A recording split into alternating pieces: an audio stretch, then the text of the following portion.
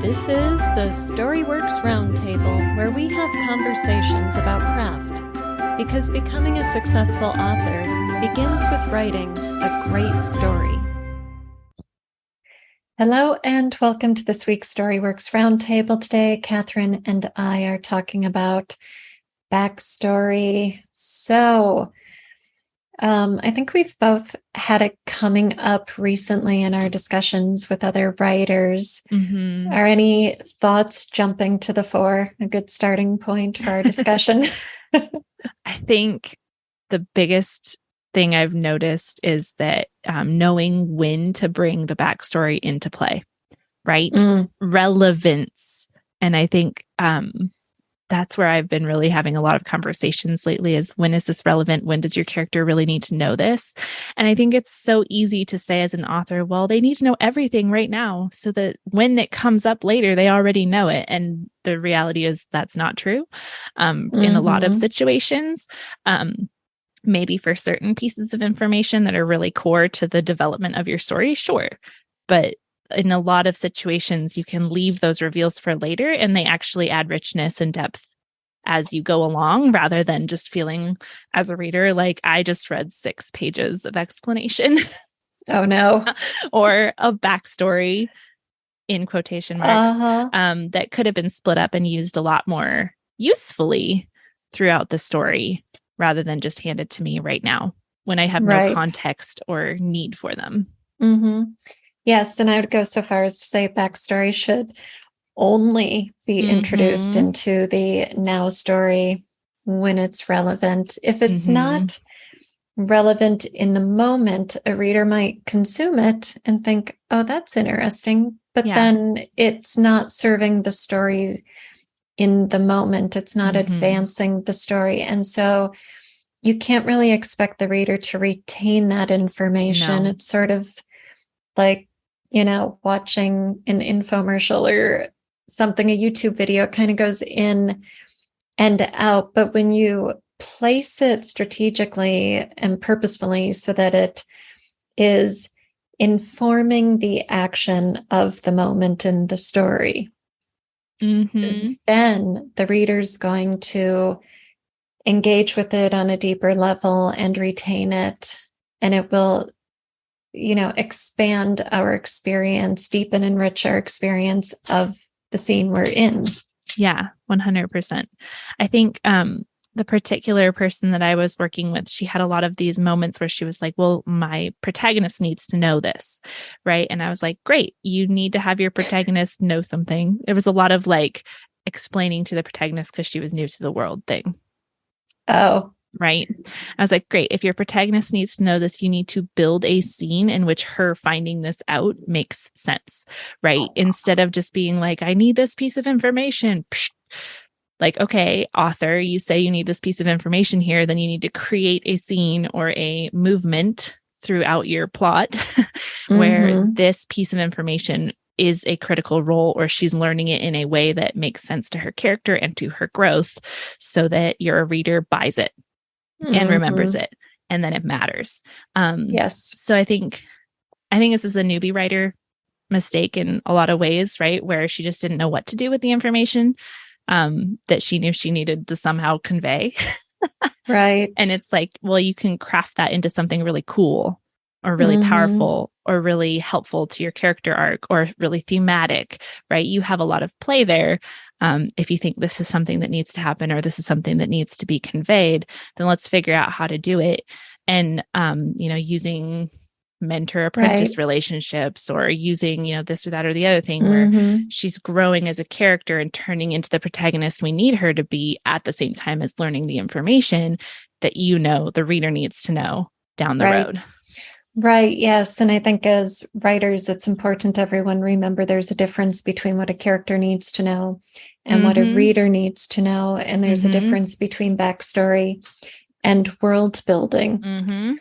And then also you've got choices when it comes to how you present this information on the page. And so if it's something real simple, use some narrative exposition, drop it into the scene with your narrative. If it's something that might have some tension and purpose to it, build it into the scene, use some dialogue, and not in a Doctor Who's assistant way. Why, Doctor, why do they have green clouds on this planet, right? Not in that kind of a way. And let me tell you about the 700 years of history. Yes, right. And then, of course, there are flashbacks, which should be used appropriately, oftentimes sparingly, but it depends on the story, of course. So there are ways and means to deliver information and to deliver backstory that keep it effective and don't ruin the pace of the scene you're in or the chapter that you're in. Yes. I was just thinking about that pacing. Pacing disappears when you disappear into info dumping. Pacing is just gone. Yeah. Doesn't exist anymore. Yes. Info dumps are bad. Yes. They're tempting sometimes, but they're bad. Right. Yeah.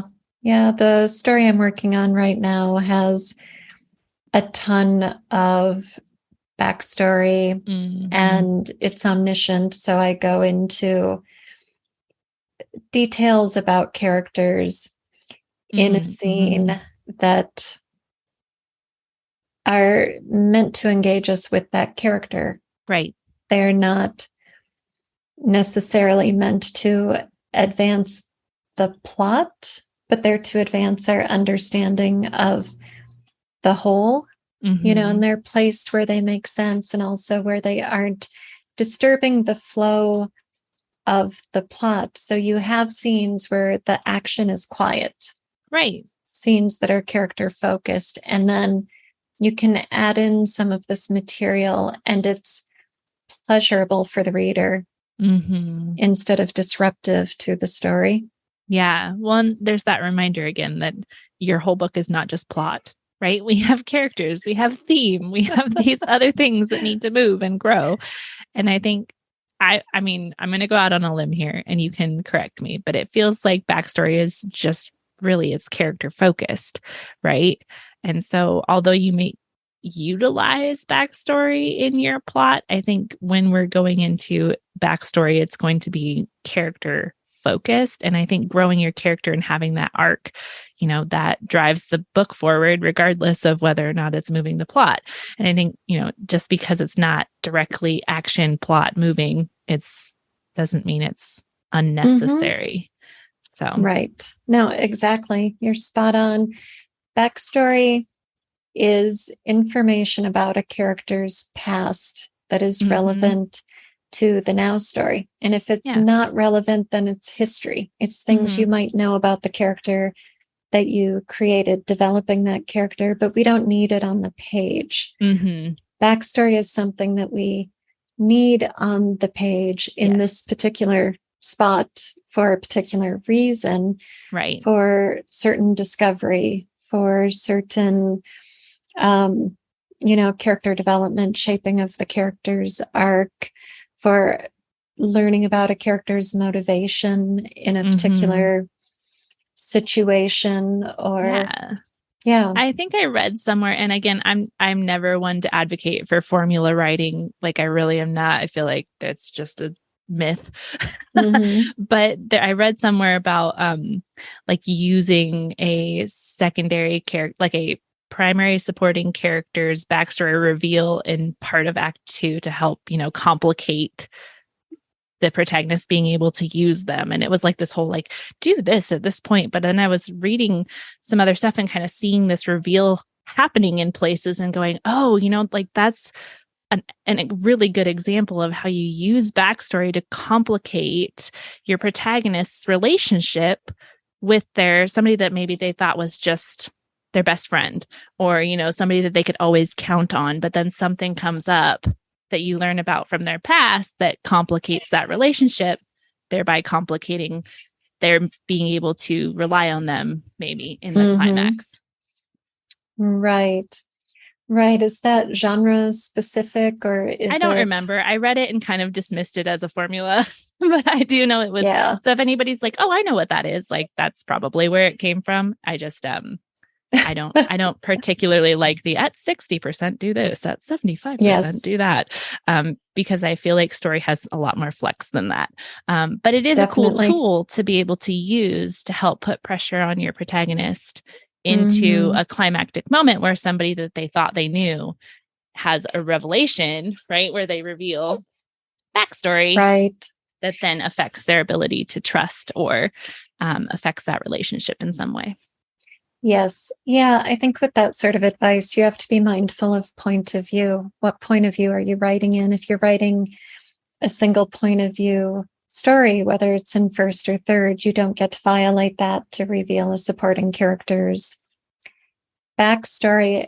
So it would have to come out through dialogue or through your protagonist's discovery, like finding pictures or a diary or something like that. And I think when writers take advice like that to heart and it does become formulaic, then they try to figure out how they can make that happen. Right. And then they end up like yeah. violating point of view or, And then it becomes shoehorning it forced and it doesn't work. Right. But you can think about that as it comes to, when you want to reveal my backstory, when does it have the most punch?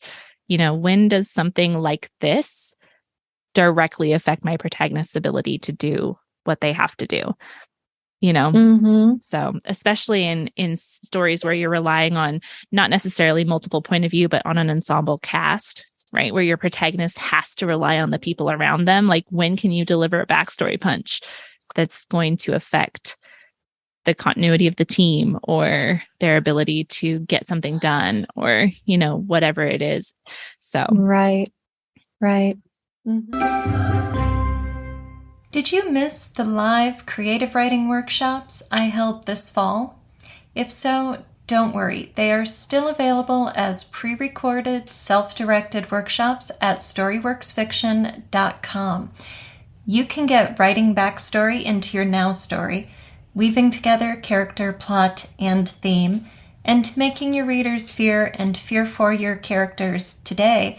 Each 3-hour writing workshop includes examples, discussion, exercises, and you benefit from the students who did attend live, their questions, my answers, the group discussion. Give yourself a writing treat. Sign up today at StoryWorksFiction.com. Something I see and have had writers ask me about recently in my coaching group is how to transition from the now story to the backstory and back again smoothly, which, sadly, I don't have a pat answer for that. Oh, do this. And you're in it, you're in backstory. I think the main thing I would say is develop your narrative. Know your narrative voice, whether it's authorial and invisible or whether it's a character's voice in the first person. You need to have a robust narrative so that you can shift between action and exposition, whether the exposition is something like setting or backstory, it doesn't matter. It's all going to be the same voice. And when you work with your narrative and practice that fluidity, moving between action and dialogue into your description, it's going to become just part of your skill set as a writer. And then it should be fluid to make those shifts. Yeah. I think narrative is such a big deal. I think people kind of forget about it. It's invisible, a lot of times if you're doing it well, but I think if you have developed a good narrative, then you don't have problems with transitioning into backstory. Right. Mm-hmm. So really focusing on that is so important. Being able to understand, where is this voice coming from? Who am I talking from? Right. And whether that's perspective or, your narrator, etc., and what do they know, and how do I interweave that? And as soon as you have a well-developed narrative, a lot of that stuff just kind of, you just can do it. You know what I mean? You don't have to think about it quite as hard. You can just go into description. You can just zoom out and hit your setting. You can just deliver backstory, right? Without feeling like it's coming from a place that it shouldn't. Right. And I think every writer who isn't confident and established in their narrative abilities really benefits from writing a scene. Just do some free writing. Do it every day for a week or two until you really develop this skill set in which you don't write dialogue. Yes. And you don't write action. That doesn't mean nothing happens in a scene, but you might have somebody walking down the street. So that's all the action. I mean, as action goes, that's nothing. But you focus on the setting, you focus on the mood, you focus on sensory input. Are there birds singing? Is the sun high? Is it dusky? And you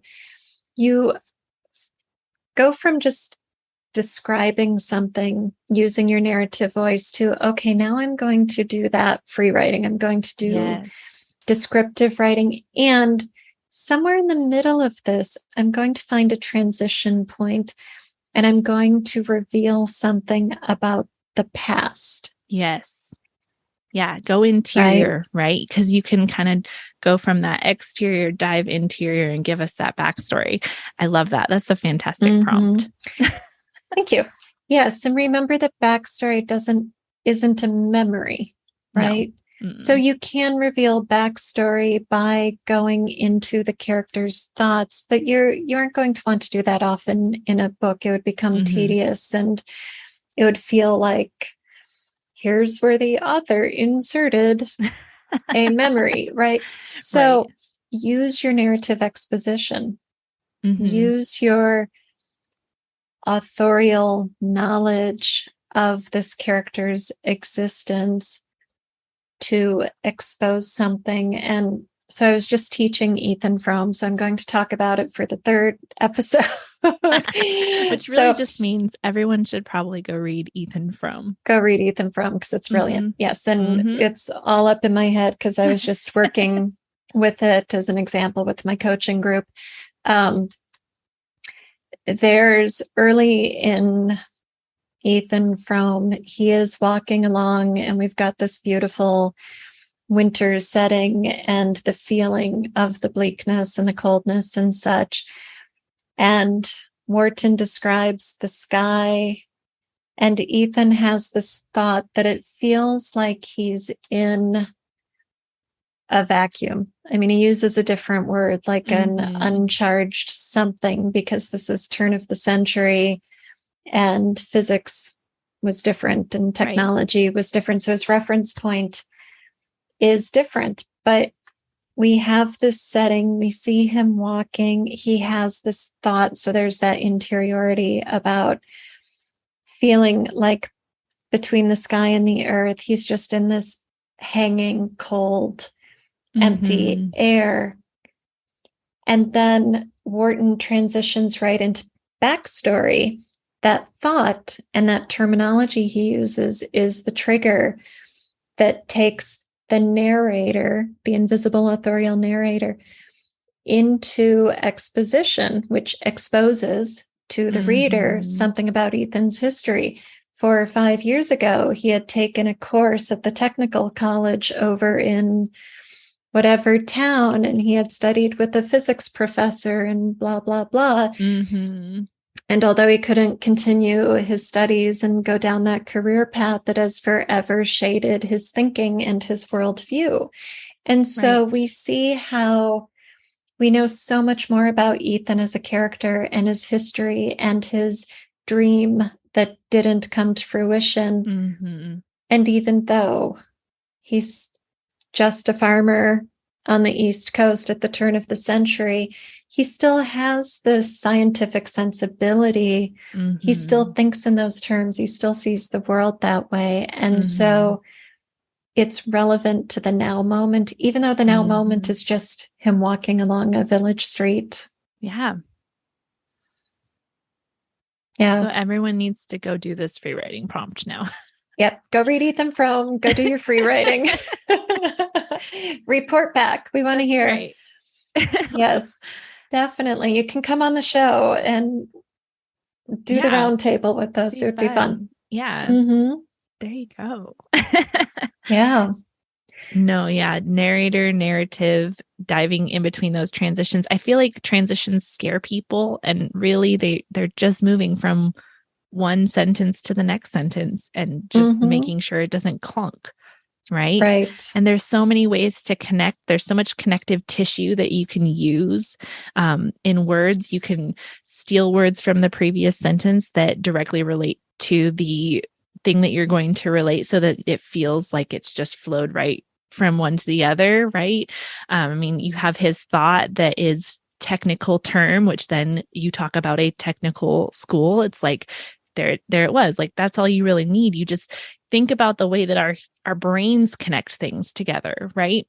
You can go from one thing to something 8 million miles away with just a few quick connective bits that this relates to this, and then this relates to this. And so therefore, boom, boom, boom. And a couple sentences later, you can be somewhere completely different. And everybody follows that because there was a relationship there, right? And so I think transitions don't have to be scary. You just have to find the way in which the reader can relate the two things together. Right. And then move on. Right. Well, and I love what you're saying. And if we develop our narrative abilities, then those transitions become easy. They become seamless. When we're stuck with the character and we ignore our storyteller, the narrator, then the writer starts thinking, well, why would the character think about this now? Right. And it's what not about would the character thinking about the character? Right. Exactly. It's not about the characters. You don't need the character to do a thing or think a thing or say a thing to give the reader that backstory. You just need that which in the Ethan Frome example is him having that one specific thought. Okay. Why that thought? Oh, now we know more about him. And it's not just he went to a technical school. It's this is his worldview.